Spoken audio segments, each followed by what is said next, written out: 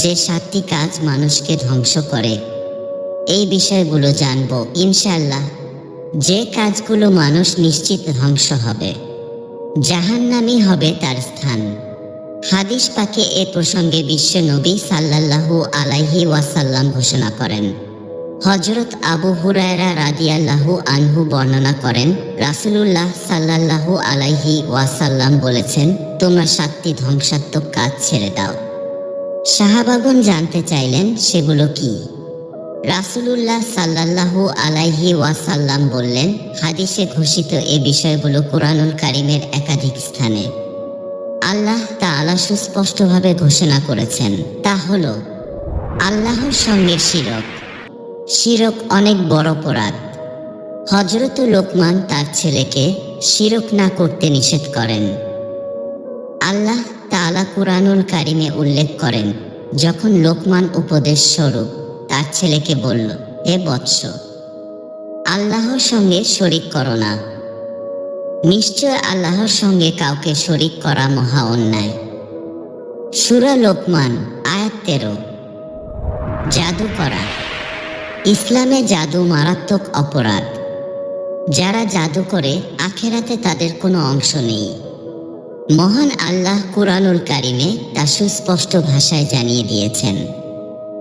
আল্লাহ তাআলা বলেন, তারা ভালোভাবেই জানে যে যে কেউ জাদু অবলম্বন করে তার জন্য পরকালে কোনো অংশ নেই।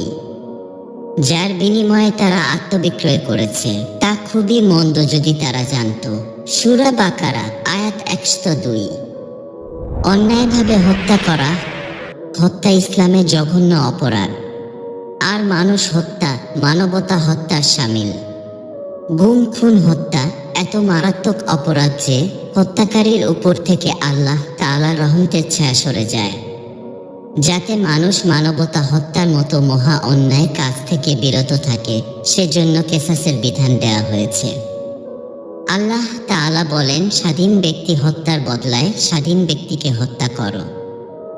দাসের বদলায় দাস, নারীর বদলায় নারীকে হত্যা করা। সূরা বাকারা আয়াত 178। হাদিসে এসেছে, কিয়ামতের দিন মানুষের মাঝে সর্বপ্রথমে যে বিষয়ে ফয়সালা হবে তা হলো রক্তপাত বা হত্যা। বুখারী, মুসলিম ও মিশকাত। সুদ খাওয়া। সুদের আদান প্রদান ইসলামে মারাত্মক অপরাধ। সুদের সঙ্গে জড়িত থাকার অপরাধে মানুষ জাহান্নামী হবে। সুদের কার্যক্রম পরিহার না করাকে ইসলামের সঙ্গে যুদ্ধ করার শামিল বলে ঘোষণা করেছেন স্বয়ং আল্লাহ তাআলা। কুরআনে এসেছে, যারা সুদ খায় তারা কিয়ামতে দাঁড়াবে যেভাবে দাঁড়াবে ওই ব্যক্তি যাকে শয়তান আসর করে মোহাবিষ্ট করে দেয়।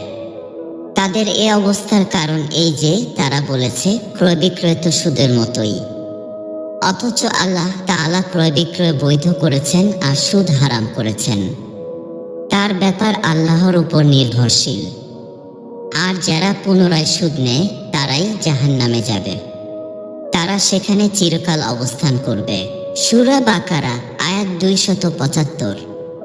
ইয়াতিমের সম্পদ দখল করা। সমাজের সবচেয়ে অসহায় হলো ইয়াতিম। তাদের সম্পদ অন্যায়ভাবে দখল করা মারাত্মক অন্যায়। এ কারণেই আল্লাহ তাআলা ইয়াতিমদের প্রতি উত্তম আচরণ ও তাদের সম্পদ হেফাজত করার কথা বলেছেন। এর ব্যতিক্রম হলে ভোগ করতে হবে কঠিন পরিণতি।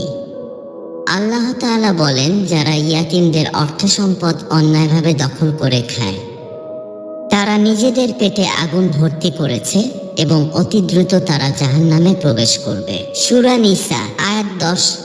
যুদ্ধের ক্ষেত্র থেকে পালিয়ে যাওয়া। ইসলামে যুদ্ধক্ষেত্র থেকে পালিয়ে যাওয়া বিশ্বাসঘাতকতামূলক কাজ। ইসলামে বিশ্বাসঘাতকতা হারাম বা কবিরা গুনাহ। কুরআনুল কারীমে এ কাজের শাস্তি জাহান্নাম হিসেবে আখ্যায়িত করা হয়েছে। আল্লাহ তাআলা বলেন, হে ঈমানদারগণ, তোমরা যখন কাফেরদের সাথে মুখোমুখি হবে তখন পলায়ন করবে না। আর যে লোক সেদিন তাদের থেকে পশ্চাৎপসরণ করবে, অবশ্যই যে লড়াইয়ের কৌশল পরিবর্তন করবে কিংবা যে নিজ সৈন্যদের কাছে আশ্রয় নিতে আসে, সে ব্যতীত অন্যরা আল্লাহর গজব সঙ্গে নিয়ে প্রত্যাবর্তন করবে, আর তার ঠিকানা হলো জাহান্নাম। বস্তুত সেটা হলো নিকৃষ্ট অবস্থান। সূরা আনফাল আয়াত 15 থেকে 16। মুমিন নারীর প্রতি অপবাদ দেয়া। সতীসাধ্যী নারীর প্রতি ব্যভিচারের অপবাদ দেওয়া ইসলামে হারাম বা কবিরা গুনাহ। দুনিয়াতে অপবাদের অপরাধ প্রমাণিত হলে রয়েছে কঠিন শাস্তির ঘোষণা, আর পরকালে রয়েছে কঠিন শাস্তি। আল্লাহ তাআলা বলেন, যারা সতীসাধ্যী নারীর প্রতি অপবাদ আরোপ করে অতঃপর সপক্ষে 4 জন পুরুষ সাক্ষী উপস্থিত করে না, তাদের 80টি বেত্রাঘাত করবে এবং কখনো কোনো বিষয়ে তাদের সাক্ষ্য কবুল করবে না। এরাই নাফরমান। কিন্তু যারা এরপর তওবা করে এবং সংশোধিত হয়, আল্লাহ ক্ষমাশীল, পরম মেহেরবান। সূরা নূর আয়াত 4 থেকে 5। আল্লাহ তাআলা মুসলিম উম্মাহকে কুরআন সুন্নায় ঘোষিত উল্লেখিত 7টি ধ্বংসকারী কাজ থেকে বিরত থাকার তৌফিক দান করুন। আমিন।